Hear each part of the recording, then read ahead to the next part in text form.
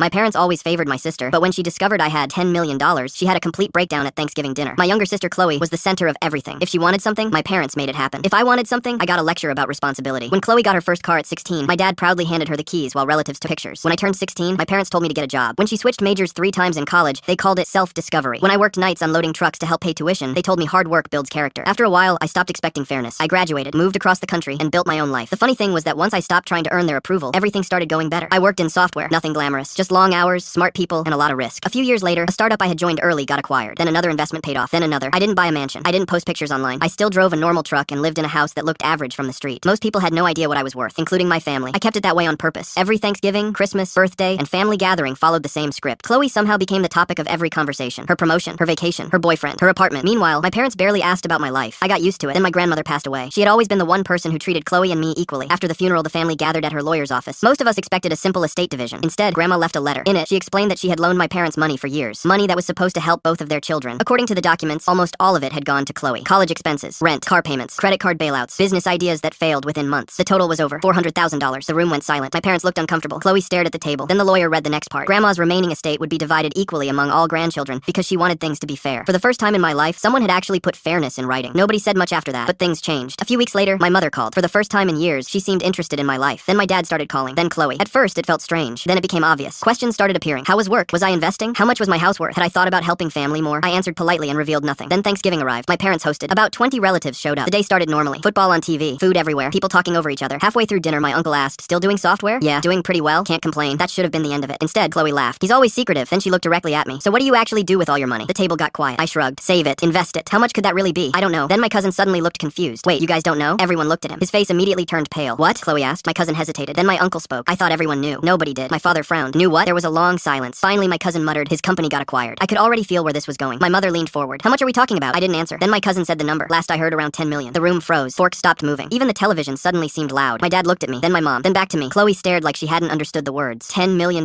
Nobody spoke. The color drained from her face. Then came the questions. Was it true? When did it happen? Why didn't I tell anyone? Could I retire? The entire dinner turned into an interrogation. For years, nobody cared about my life. Now suddenly everyone wanted details. Then Chloe snapped. She shoved her chair back and pointed at me. "You just sat there pretending to be normal?" I almost laughed, as if money changed that. She started talking about family, opportunities, and how unfair life was. Then she started crying. A full breakdown right there at Thanksgiving dinner. My parents rushed to comfort her, same as always. Then my aunt asked the question nobody else wanted to ask. "Why are you upset?" The room went silent, because nobody had a good answer. I stood up, thanked everyone for dinner, grabbed my coat, and left. The next few months were interesting. Requests started arriving. Loans, investment opportunities, business partnerships, emergency situations. I declined every single one, politely. 6 months later, my parents called asking for financial help again. This time I sent them copies of Grandma's estate documents highlighting every dollar already spent on Chloe. No message, no argument, just the documents. They never asked again.